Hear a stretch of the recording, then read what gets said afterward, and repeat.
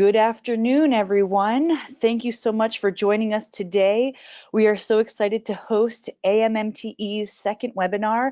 My name is Barbara Swartz. I'm the president of the Association of Maryland Math Teacher Educators, and we would like to thank AMTE for providing us this opportunity to connect today.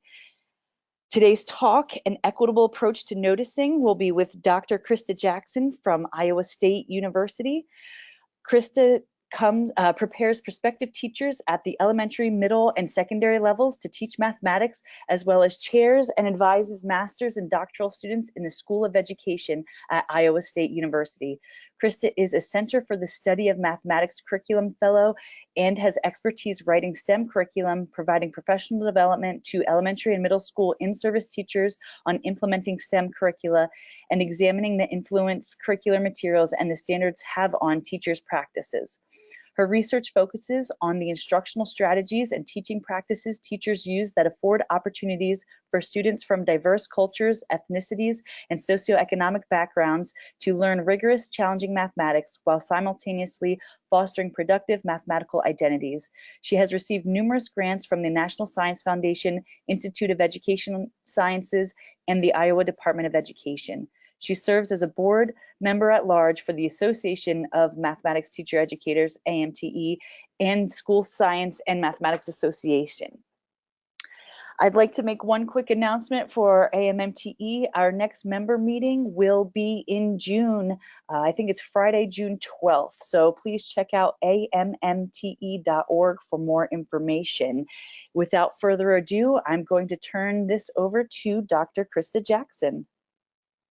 Thank you so much, Barb, and it is a privilege and an honor being with you today. And I would like to, first of all, thank AMMTE for inviting me to do this webinar with you, An Equitable Approach of Noticing.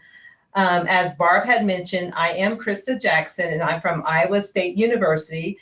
And I would like to acknowledge my my teammates, so to speak, Kelly Buckheister and Cynthia E. Taylor.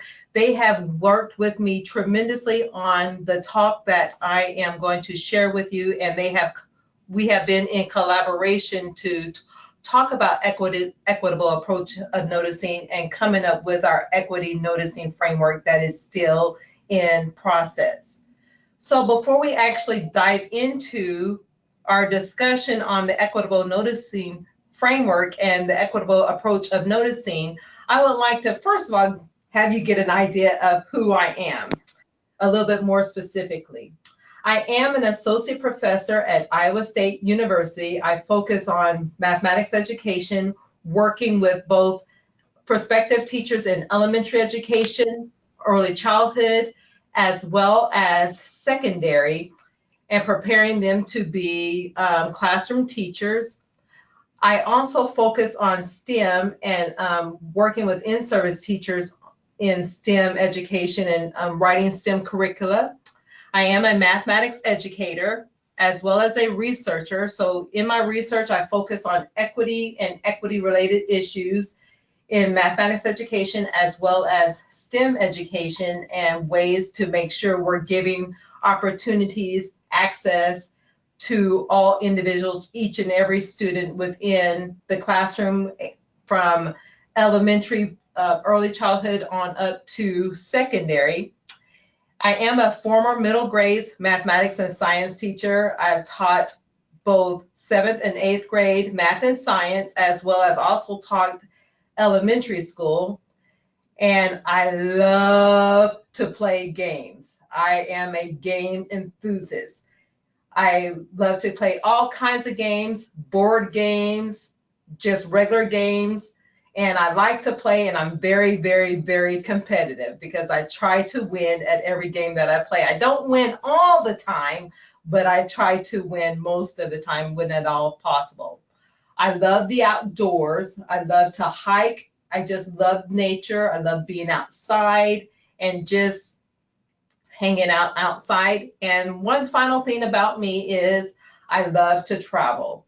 Wherever I can go and travel to, I like to see new sights, experience new regions as well as cultures, and just to get to know different people in the different areas. So now that I have shared a little bit about who I am, I would like you to use your chat window to share a little bit about who you are.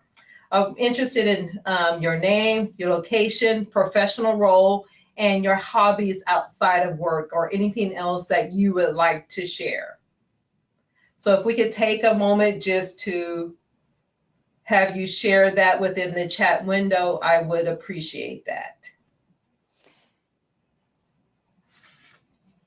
And so as everyone enters their information in the chat window, it'll come to me, which again, I'm signed in under Tim Hendricks because we're using AMTE's subscription to the GoToWebinar program. So as you type your information in, I will simply copy and paste it out, and that will share with the entire group. And if it does not let you post in the chat window, you can definitely post in the questions, as a few of you are doing.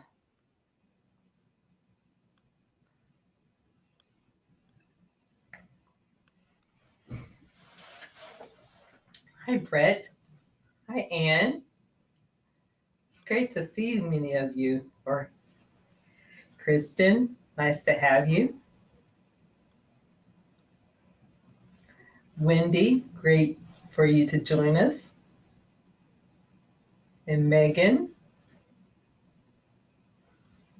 Woohoo. Hi, Karen. And Ann.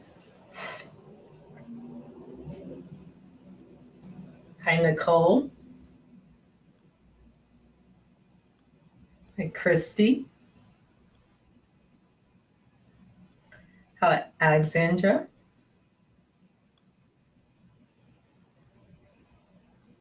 Hi, Cindy.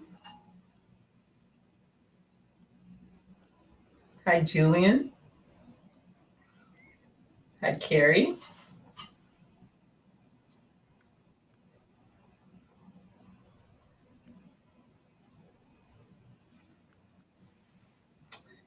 Hi, Sam and Nina. Cynthia.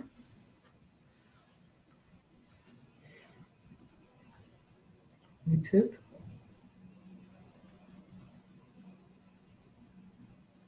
Hi, Rob.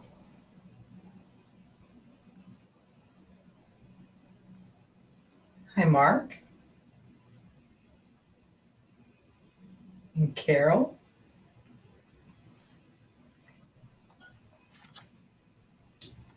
Hi, Chris.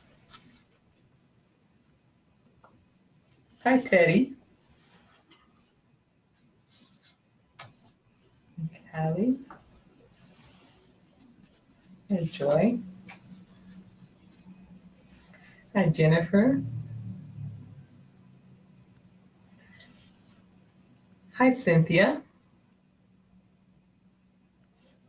Nadita. I would like to welcome all of you. Continue to make your introductions within chat, and I would once again like to welcome all of you to coming to the webinar, and we're going to go ahead and get started. And in order to do so, we're going to go ahead and I'm going to share a little background with you. So we know for the past 3 decades, mathematics educators have conceptualized what it means to teach mathematics for equity, ranging from gender studies, going to students of color, and considerations with students from socioeconomically disadvantaged backgrounds and students who struggle mathematically. But it wasn't until these recent years that mathematics teacher educators began to document efforts to prepare prospective teachers to teach mathematics while considering mathematics matters of equity within the mathematics classroom. According to the National Council of Teachers of Mathematics, it states an excellent mathematics program requires all students have access to high quality mathematics curriculum, effective teaching and learning, high expectations, and the support and resources needed to maximize their potential. So while we want to continue to maximize all students, we have to look at how we view the students within our classroom. And we're going to take a moment to look at this figure that I'm going to share with you. And I would like you to look at this image. And I know some of you are still putting in chat, introducing who you are, but I also like you to take a moment to look at this image. And if you've seen this image before, hold back just a little bit, because I want to give an opportunity for everyone to take a moment to examine this image and think about, what do you see within this image? What do you notice? So I would like you to use your chat window and type in, what do you see in this image?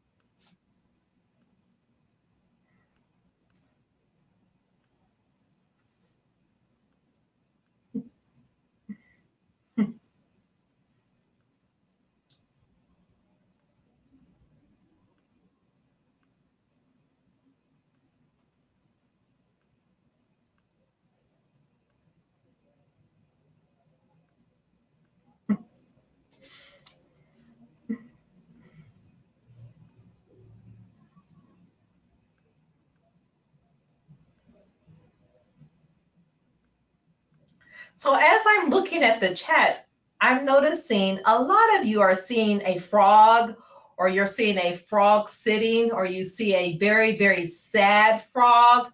You see a frog in the water. You see a frog sitting. Now I'm going to also ask you, do you see anything else in this image? And if so, if you see something other than a frog in this image, I would like you to use your chat window and type what else you see in this same image.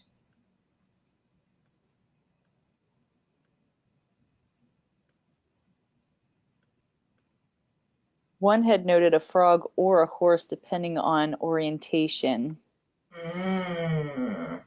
But oh, and now we're getting a couple. So now many of you are beginning to see a horse. Some people see a brick wall, okay? I like that.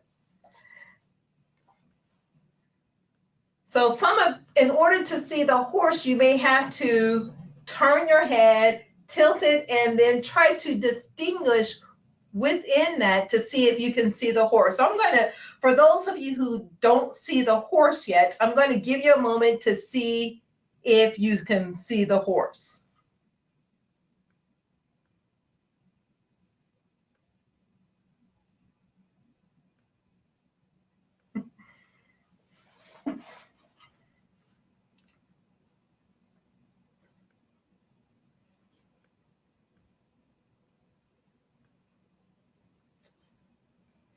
Some people are now beginning to see the horse. I'm going to give you another few seconds on that to see if you can see the horse in this image. Yeah, that's all the text we've gotten in. Oh, one more. I now see the horse, of course. Now, some of you may have to, you still may not see the horse, but I noticed that someone in their chat mentioned, well, if you rotate it, you can see the horse. So I'm going to rotate the image for you. If I rotate the image this way, it's the same image, but can you see the horse in this image now? You can see both the frog and the horse. Yes, the mane is under the frog. Exactly, exactly. So sometimes when we're looking at our prospective teachers and working with our prospective teachers as we're preparing them, we have to reorient ourselves so that we can teach them to see both the frogs and the horses, because as I could say, like to say, they're going to have both the frogs and horses within their classroom. So they're going to have to teach from all perspectives where they're seeing frogs and horses and being able to reach each and every student as they're teaching frogs and horses. So it takes us to, sometimes we have to step out our own worldview and look at it from the worldview of the students to see exactly where they're coming from. And as I'm reading through many of your chats, you're like, oh, I see the horse now. I can see it. I can see it. And that could be also the illumination our students get when we refocus and redirect what we're saying within the classroom, just by reaching it from incorporating their language and their culture, as well as how they're seeing and viewing things, and incorporating their worldview into our teaching practices. And that's what we want to do with our prospective teachers, so they can incorporate all of our students' worldviews, so that we're not teaching just from one viewpoint or one way of doing. So we know that unfortunately, within our current educational systems, students from non-dominant backgrounds are often denied equitable opportunities to learn, and maintaining the status quo will only continue to widen the gap between teachers and the children that they teach within the schools.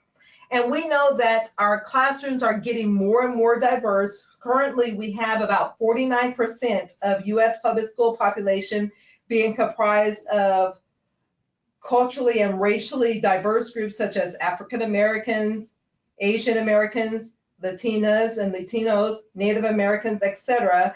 And by 2023, it has been predicted that there will be a minority-majority flip, where students of color and white students enrollment declining to 45%. And if this continues, by 2050, students of color are predicted to represent approximately 62% of the school age population.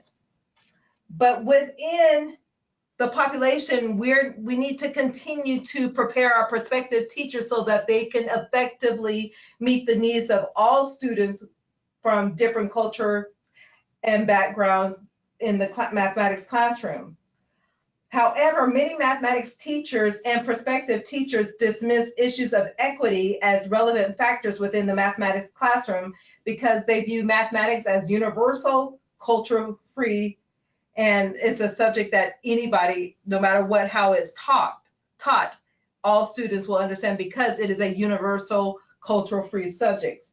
However, to move prospective teachers beyond viewing mathematics as a neutral, universal subject, work in the teacher education programs must be purposely addressed, and the point of view by reinforcing how mathematics reflects particular cultural and social political contexts and ways of knowing. And by doing this, we're promoting meaningful learning experiences by emphasizing explicit strategies for connecting mathematical concepts to the students' lived experiences. So what I would like you to do, before we can actually go into what our prospective teachers attend to, and I have done this with my prospective teachers as well, we know that classroom episodes are complex and they reveal biases that negatively affect our pedagogical decisions and subsequently promote disparities that may inhibit inequitable or equitable high quality mathematics instruction. So on your Padlet, I would like you to respond to these 3 prompts, just to see what we're attending to, and I will share with you what some of my prospective teachers have attended to as they address these prompts as well. So the first question is, in what ways does a student's race influence teaching and learning in the mathematics classroom? And then, in what ways does a teacher's race influence teaching and learning? And then, how do you believe students of color learn mathematics? So I would like you to respond to those prompts on the Padlet, please. And the Padlet link has been placed in your chat window.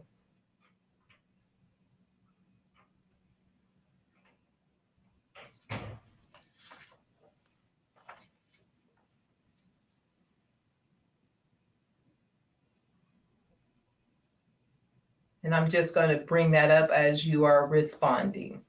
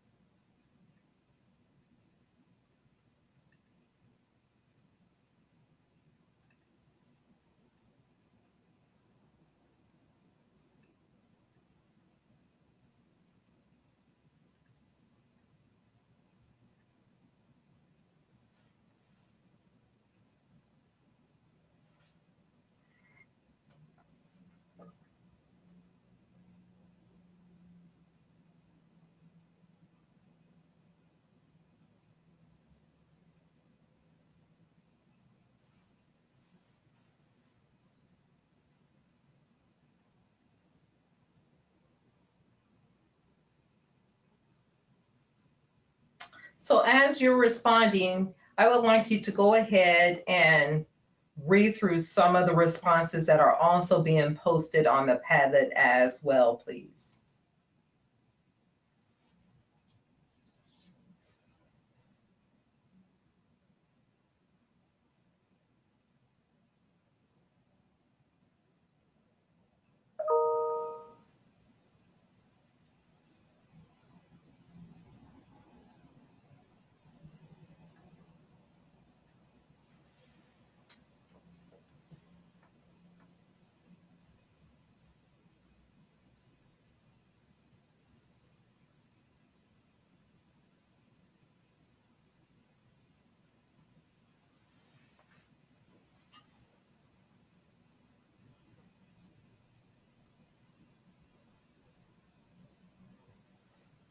Yeah, see, all various different types of responses about teachers' race may affect teaching depending upon their experience, as well as teachers assume students of a certain race need to be managed more, almost a more direct way of instructing, as well as looking at the students' race influences their conceptions of what mathematics is and potentially how one participates. And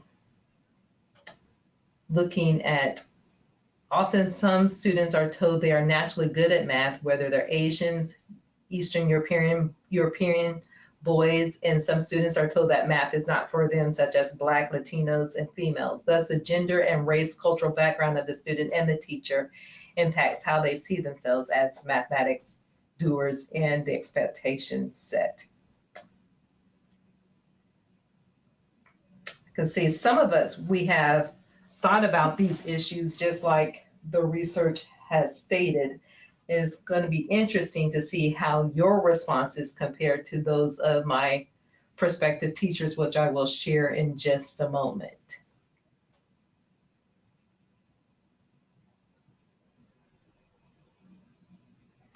And feel free, as you're sharing, feel free to comment on anyone's responses just to ask clarifying thoughts or to add more to it. Feel free to do so.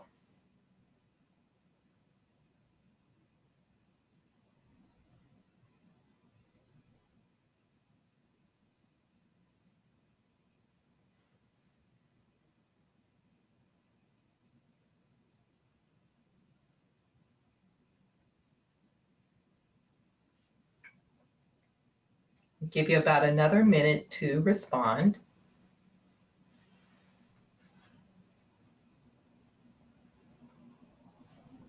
And it looks like some responses were posted here. I will send them through the chat. Okay, thank you.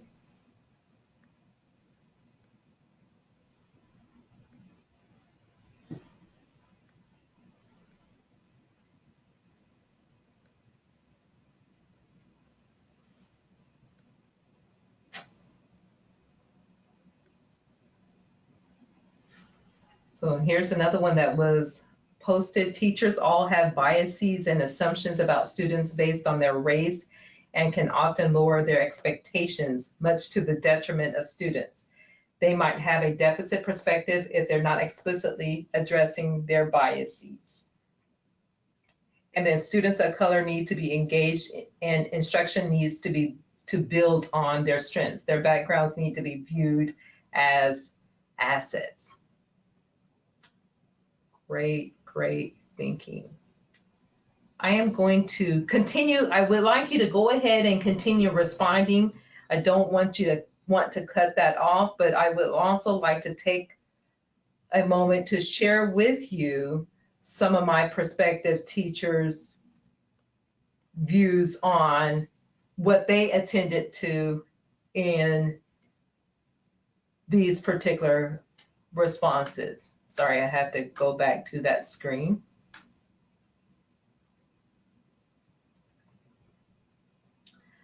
So when I asked my prospective teachers these questions, this is how they responded.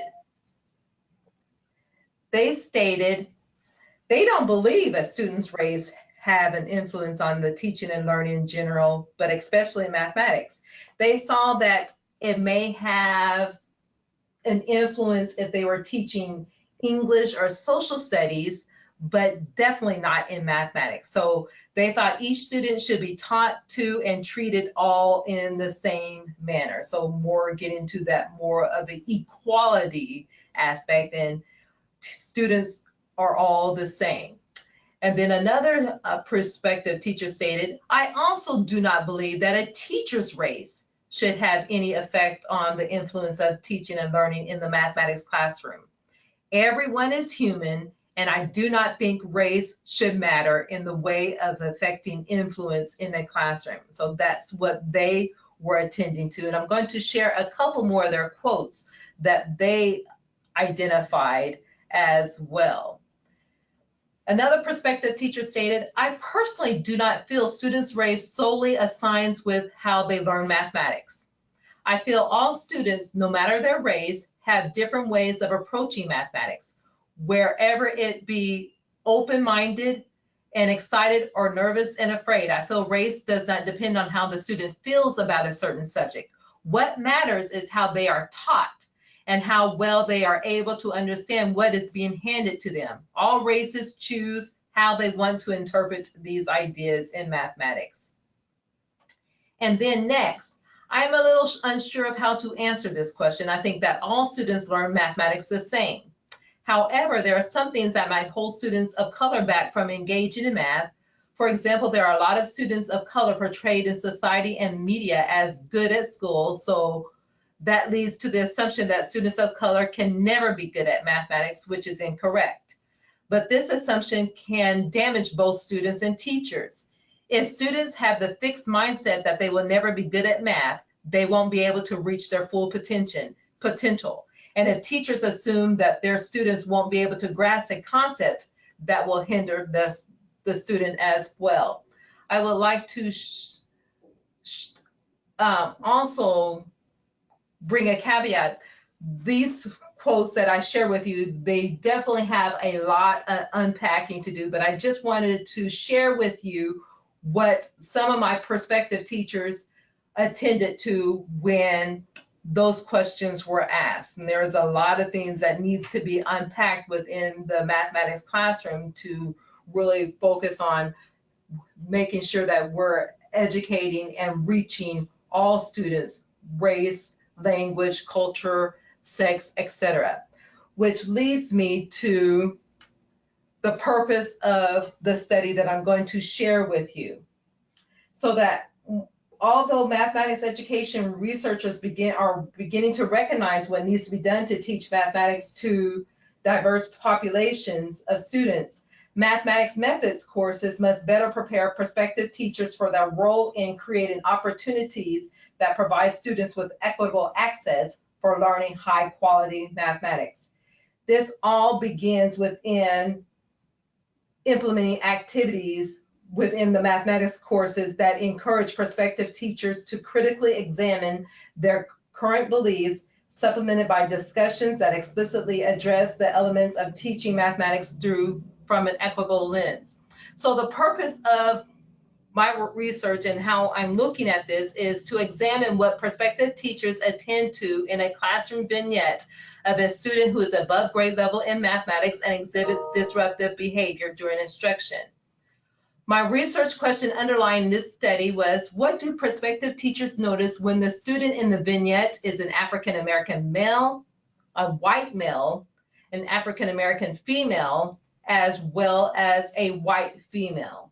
So I'm going to share with you the vignette that the prospective teachers responded to. And as you're looking through this vignette, I would like to have an idea of what your responses would be. So I would like you to go ahead and read through this vignette and reflect on your responses. And I would like you to share some of your responses on the Padlet as well. And then we'll take a moment to look at them and to discuss them.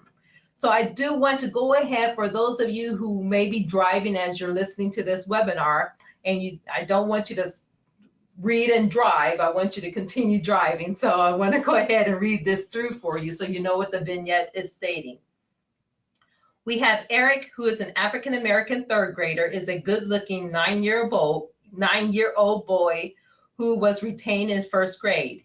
He is below grade level in reading and language, but above grade level in mathematics. He has been removed from his home because of abuse and is being raised by a caring grandmother. During mathematics lessons, Eric harasses the other children. He closes their books while they are working, knocks their books and pencils off their desk, writes on their papers, and crumples up their work. He does his best to disrupt the lessons by making gestures and deliberately making noises. When he solves mathematics problems, he always solves them in a different way than how Miss Maben, his teacher, taught. For example, Eric was given the following problem. Ricky has 354 markers. He gave 179 to Tommy. How many markers does Ricky have? To solve the problem, Eric did this following procedure. But Miss Maben is extremely frustrated with Eric. So what are your thoughts on this scenario? If you were a teacher in this situation, how would you respond?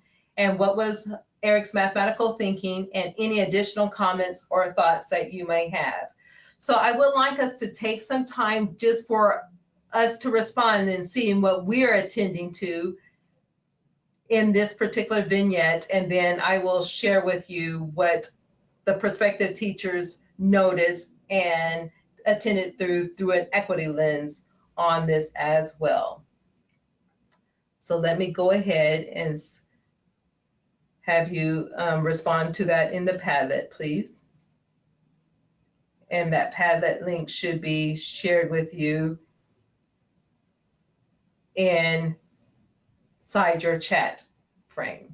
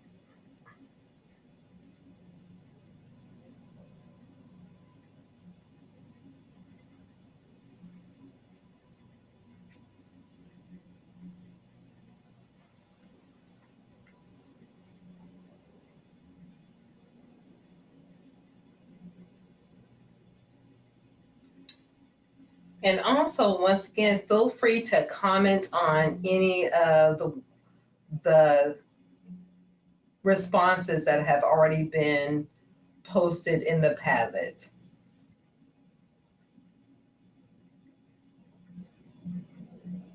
And there's one question that would like to see Eric's work again. Yes. And then I'm going to a couple of notes from the chat.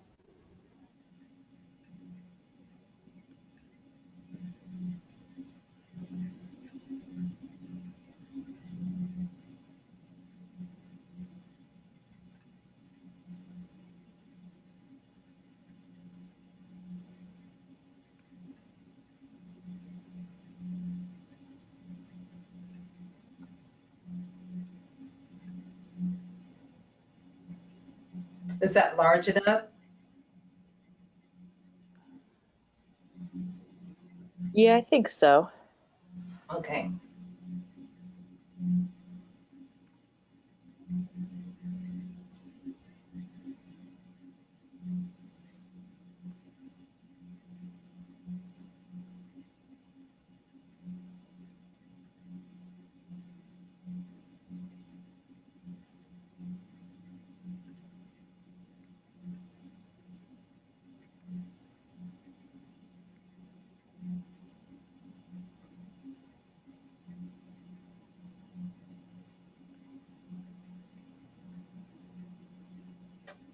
I'm going to go ahead and...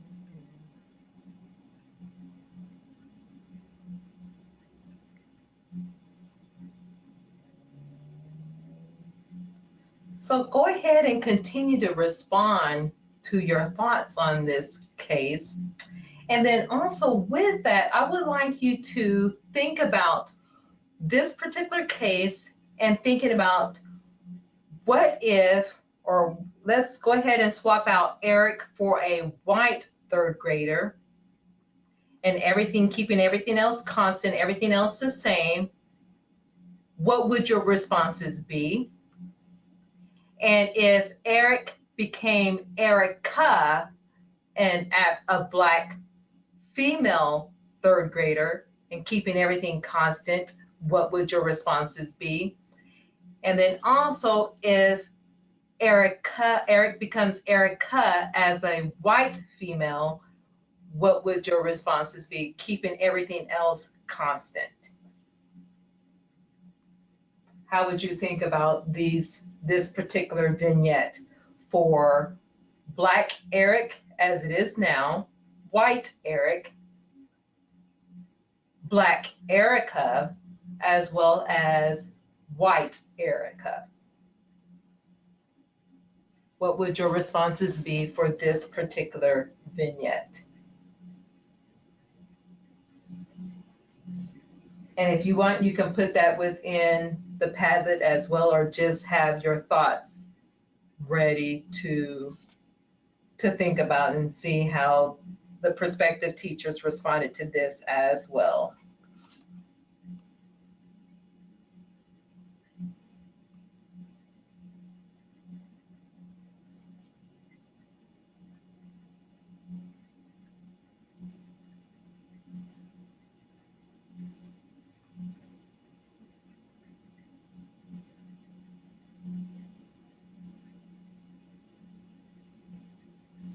I'll give you about another minute.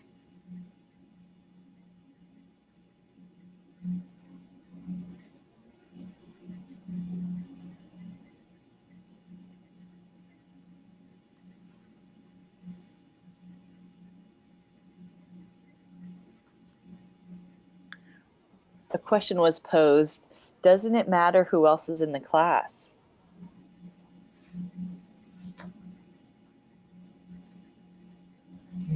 Yes. And this class composition was a mixed heterogeneous class, mixed race class, as well as about half female, half male. And is that the class of the third graders or the pre-service teachers? That's the class of the third graders, but the class of the pre-service teachers the demographics of the pre-service teachers are mostly white females. And I will share the full demographics of the pre-service teachers in the next couple of slides, because that does matter on how they're thinking about these issues as well. So they're the traditional, what we have in elementary education programs across the United States.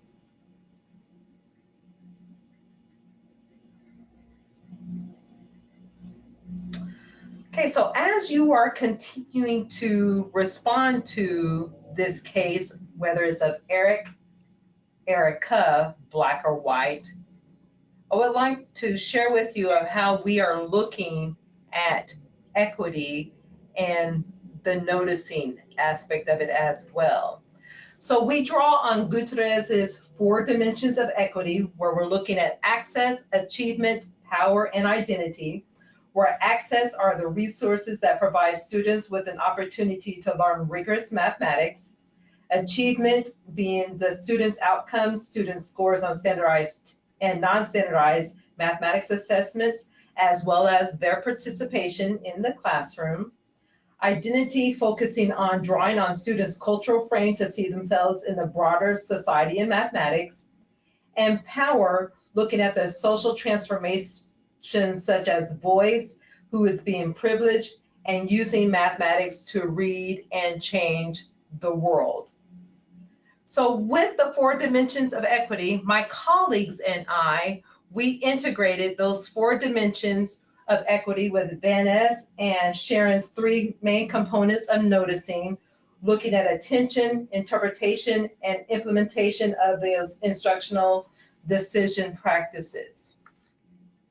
We also know that classroom episodes are very complex, and whether they're prospective teachers or in-service teachers, they have to choose whether it's consciously or subconsciously on what they notice or attend to, and use those interpretations of those events to make instructional decisions.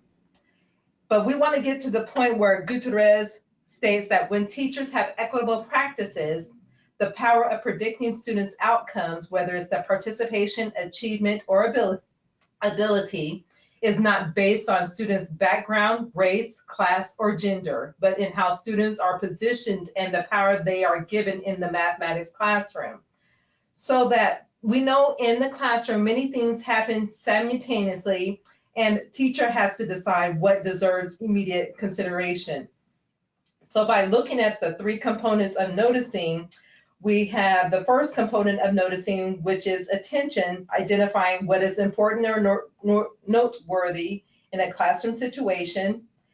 Interpretation, making connections between the specifics of classroom interactions and the broader principles of teaching and learning. And then finally, implementation or instructional decisions, where using what one knows in the context, about the context, to reason about those classroom events.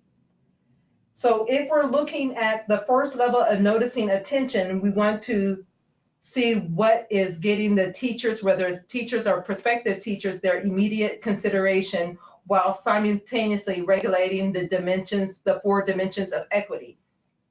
In the equity noticing framework, you'll see that these 4 dimensions of equity and the 3 levels of noticing are all intertwined. It's not succinct as the figure has implemented here on the diagram, but it is all the pulling and stretching. So there may be some overlap between the equity noticing framework within the dimensions of equity and the levels of noticing as well. So within the second level of noticing, we are looking at the role of the active reflection, which involves using knowledge of one's context to reason about the events that occur. And it's during this reflection process that the teacher begins to make connections between the specific events and the broader principles that they represent, while simultaneously respecting the 4 dimensions of equity of access, achievement, identity, and power. And the third level of noticing includes teachers using the knowledge about the students, curriculum, and school context to reason about the events that occur within the 4 dimensions of equity, And by giving, for example, when teachers provide students with the opportunities to engage in high quality, appropriate tasks, students are given access to learn rigorous mathematics and feel a sense of empowerment as they develop the strategies and skills necessary to use mathematics to change the world. So my colleagues and I, we use the equity noticing framework to look at what our prospective teachers attended to in this classroom vignette when Eric was Black, when Eric was white, and with Erica, white and Black. So we had prospective teachers from 4 different universities in the Southwest, Midwest, and the Northwest regions of the United States. And to fully address the question about the makeup of the prospective teachers, there were about 92% white females, almost 4% white males, a little bit less than 0.5% Latino, and about 1.5% Asian females, and a little bit close to 3% African American females. And that was the demographic of the prospective teachers within the mathematics classroom. So the prospective teachers were given the vignette and they were asked to respond to the prompts similar to what I asked you to do a little bit earlier. And then in order to analyze the data that we received from them, we looked at the different 3 levels of noticing across the 4 dimensions of equity and independently coded the data and wrote analytical memos. So myself, Cynthia Taylor, and Kelly Buckheister, who are also collaborators on this project, we independently coded all the data and wrote the analytic memos. And we met to verify the coding and to make sure we resolved any differences that we noticed and refine the codes through the discussions that we had and reached an agreement on how we exemplified each coding within the levels of noticing as well as the dimensions of equity. This chart represents a coding dictionary of what we coded in relation to what the prospective teachers responded within across the 4 different universities on the vignette. It actually, the number of responses from all the prospective teachers came to about 632 responses. And so we quantified those responses after we had identified them as within the equity noticing framework. So you will notice all those quotes are representative of what the prospective teachers stated, except for the noticing level 1 at the attention access level. So we didn't have any other prospective teachers have access within the attention level of noticing. So we just came up with a representative statement of what that would look like according to how we're looking at the overlap with the equity noticing framework. So and sorry to interrupt us. A quick question was just posed. Was each pre-service teacher given all 4 of the different scenarios, or how were they interacting with those scenarios? Thank you for that question. The prospective teachers were randomly distributed the 4 different cases. So not all of them received all 4 cases, but they had a chance to group together. So all of white Eric grouped together and talked about their responses after they independently stated their responses, wrote their responses on a sheet of paper, and then they grouped together with all the white Erics, all the black Erics, all the white Ericas, et cetera, et cetera. So they grouped together and further responded and articulated their responses and recorded those articulations on chart paper. So the cases were just randomly assigned to the prospective teachers. And then after they got together within their groups of like students, they shared their different responses. And then we had a whole class discussion about what came out about the different students, whether it's black Eric, white Eric, et cetera, et cetera.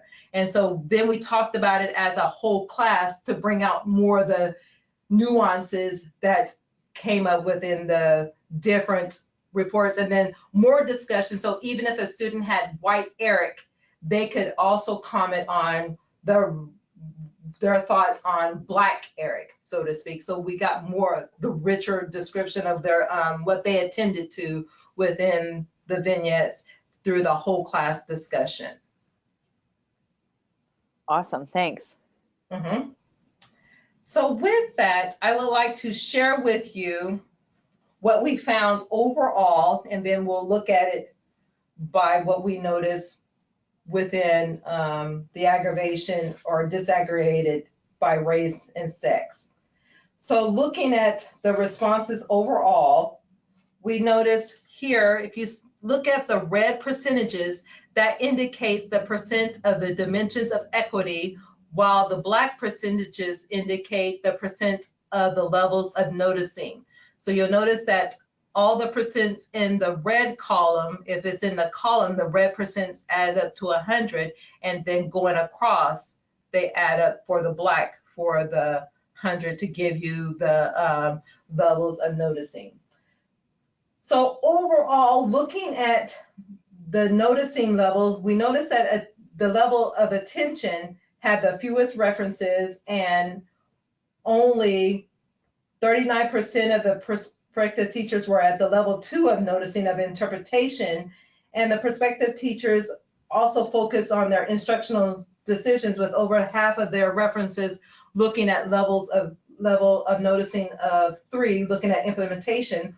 While that's not really that surprising, so to speak, because of the questions within our prompts that stated, for one, what would you do if you were Miss Maven? So that implementation or instructional decision was higher because of our prompt specifically asked that question, which serves to remind us as teacher educators that the questions we pose may implicitly or purposely guide what prospective teachers attend to and subsequently learn as we go forward, as we're making the decisions of what's taking place within our data there. So I wanted to share with you overall, but then I also want to take a moment, I know my time is winding down, so I'll go through this a little bit quicker, by looking at the noticing level 1 attention by race as well as sex, and looking at those dimensions of equity within specifically the level of noticing 1 at the attention level. Once again, the red percentages indicate the dimensions of equity, while the black percentages indicate the percent of the students' demographics.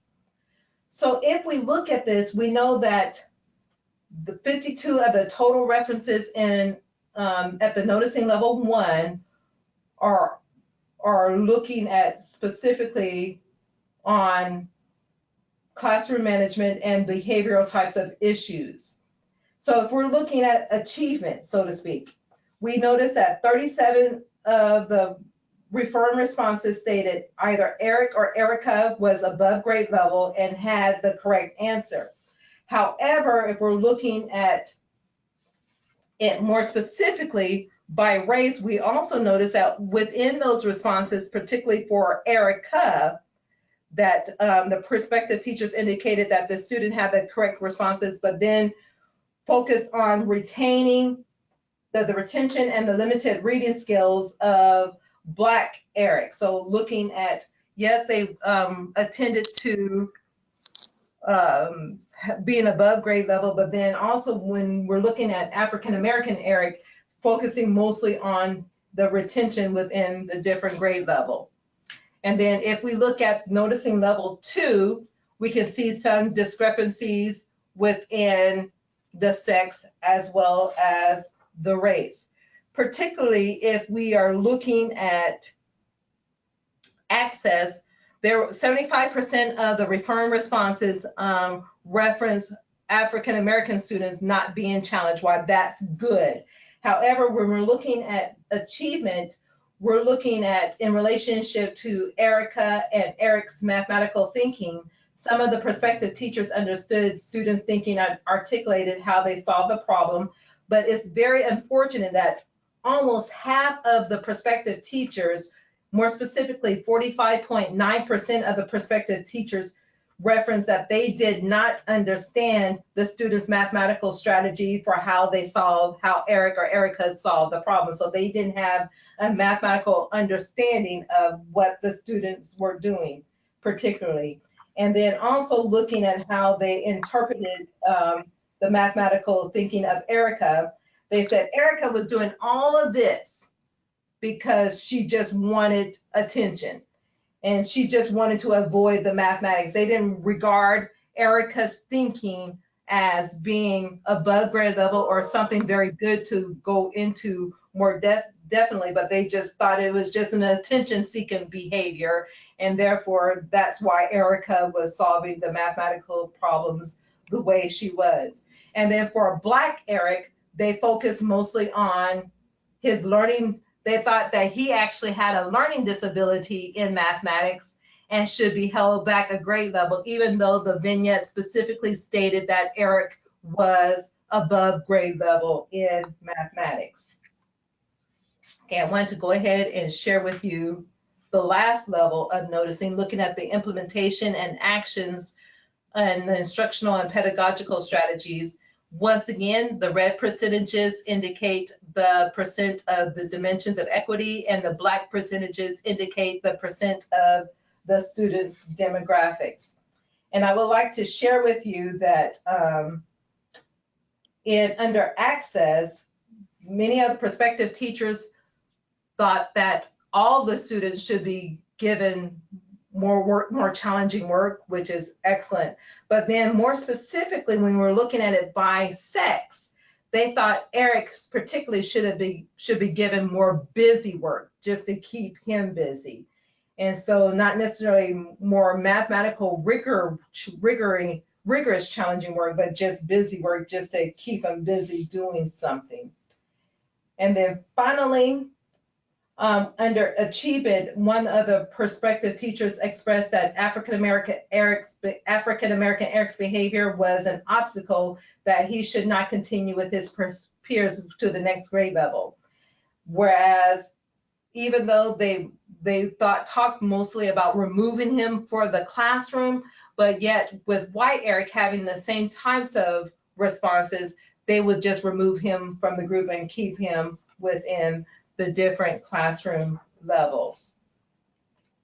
So that when we're looking at when we're examining these responses by race and sex, we notice that in relationship to sex, a larger percentage of references were made for when Erica shared her mathematical thinking, had the correct answer, and completed the problems as the teacher instructed. Whereas the greater percentage of references for Eric corresponded to giving him busy work that was not cognitively demanding. It was also interesting to note within this that Erica, the prospective teachers didn't expect Erica to exhibit such high quality mathematical thinking, but it was more regarded for Eric, the male student, to have this type of high quality thinking. And then finally, the largest number of references across all 4 dimensions of equity and the 3 levels of noticing related to the African-American students. For example, the prospective teachers attended to the African-American students' achievement across all the different levels, whether it's positive or whether it was negative. So there was a mixture within all the different dimensions of equity, whether they were biases or negative biases and stereotypes or productive beliefs about the particular students. So can I interrupt real quick? Because that's a great segue. We had a question, are the percentages in red related to equity noted whether or not the comment was asset or deficit based? So you were kind of right about talking about that. Yes. So it was just the red percentages were focusing specifically, did it address access or did it address the African-American student? It did not delineate whether it was a deficit perspective or whether it was an asset-based perspective. But I will tell you, close to 80% of the responses, unfortunately, came from a deficit-based perspective instead of an asset-based perspective in the ones in red. Wow. All right, Yes. go back to your other slide. Keep going. I thought that was a good question to ask at the right time. Thank you. So then as we're looking at implications for teacher educators, mathematics teacher educators, and particularly, we have the opportunity as mathematics teacher educators to reflect on how equity issues are addressed in our mathematics methods courses by giving our prospective teachers tasks such as these to learn more specifically how they're thinking about what conceptions they have, and then how we as mathematics teacher educators can begin to address some of those deficit-based perspectives within our mathematics methods course within the instruction, so that we're making sure that we're giving our prospective teachers the know-how to begin to look at students from all races and backgrounds as well as sex with an asset-based viewpoint. And then finally, the results also may prompt mathematics teacher educators and teacher educators in general to consider how to design tasks and activities that purposefully and explicitly address equity within the mathematics classroom, within mathematics education in general. Wow. Okay, thank you. Yeah, so I know we're a little over time. Christa, you've been amazing, but I'm happy to hang out and we can ask some questions of Christa, and I can copy and paste them and she can answer them. Oh, we had is this work published? I also had a question. The recording of this webinar will be available on both AMMTE's website and AMMTE's website. So one participant also asked if you would be kind enough to also share your slides. Yes. Okay. Do I need to send that to you, or would that be on the website, or? Yeah, well, I can use the slides that you had shared with me earlier and post them. I can, or if you wanted to do a different version, or I can save them as a PDF and put those up. And then I'll share with Joe Champion, the webmaster of AMTE, the recording of this webinar and any handouts or the slides. Yes. I think people would be interested in the case. Yes, I'll be happy to share those. And to address the question about if this work has been published, this work has been published in Tanya Bartel's book on Toward Equity and Social Justice in Mathematics Education in that book. And then also we have a couple of items that are under review and in press as well. So that work will be out. All right, and here's another question. Are there particular readings, videos, or assignments you have pre-service teachers complete? Also, do you expose them to Gutierrez's framework? Yes, there are specific readings that we ask the prospective teachers to read. We use a lot from the mathematics teaching in middle school, as well as teaching children mathematics when they did the series on race. And I like to use the one by Danny Martin, which says, "Does race matter?"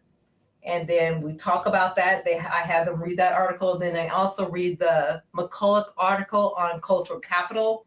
And there are many other articles that we read in class that are practitioner friendly, so they can see it from the practitioner lens as well. We do share parts of Gutierrez's framework with the students after the fact, after we're looking at, because they know about access, know about the 4 dimensions, and then we have them look at that and then have them do a self-reflection of their own practices in relationship to that. Great. And there's another question of why you chose Rochelle Gutierrez's framework and what, if any, other frameworks have you considered? I purposely chose Gutierrez at that time when I was constructing the cases, because that was the one that most solidified what equity was for me as well. At that time, equity was still being discussed, like what is it, and similarly now, it's still being discussed, and people are still trying to get a conception of what is equity.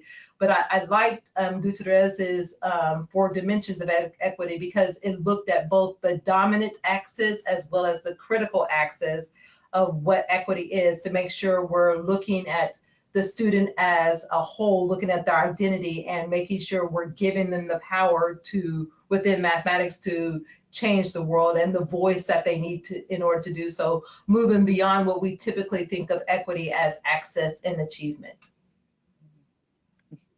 And then another question that just came in. It seems like these four vignettes would make an interesting lesson in a methods course, giving each scenario to different groups, then discussing the responses of each group, revealing the differences of reactions based on race and or gender. Have you published a facilitation of the vignettes for math teacher educators?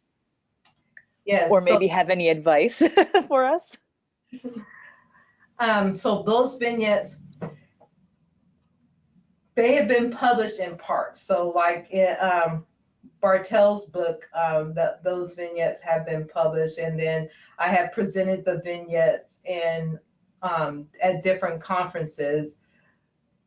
That's probably the scope of where I'm at now, but we're making them more readily available because it does have the prospective teachers look at it from a different perspective, and it definitely gets at their biases as well as their hidden biases, particularly on how they different respond to the vignettes, and it opens the door for deeper conversations to have within the mathematics methods classroom.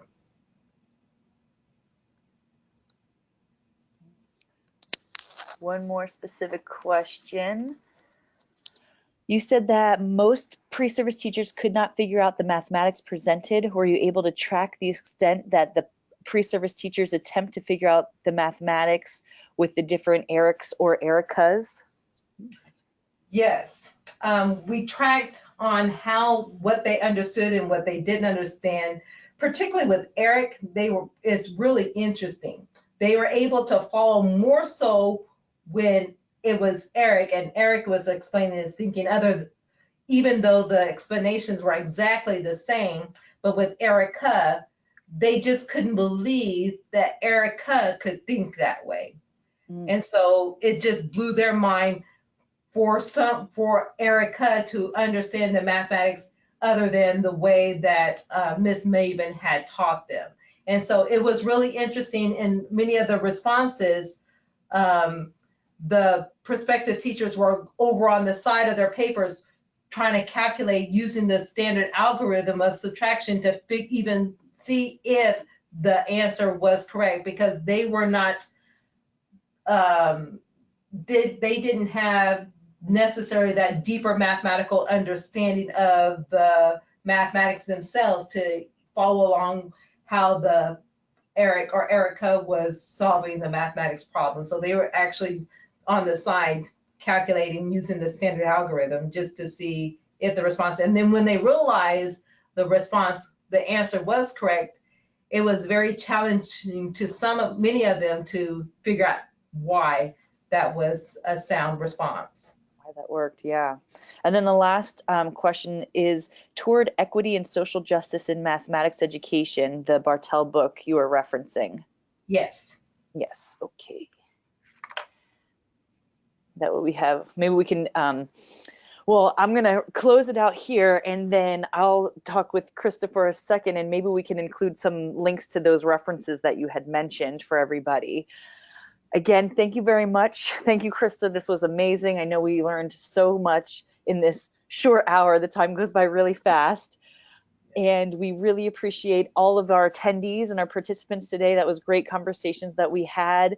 And again, check out the recording of the webinar or share it to AMMTE.net and AMMTE.org. Thank you again. Thank you very much.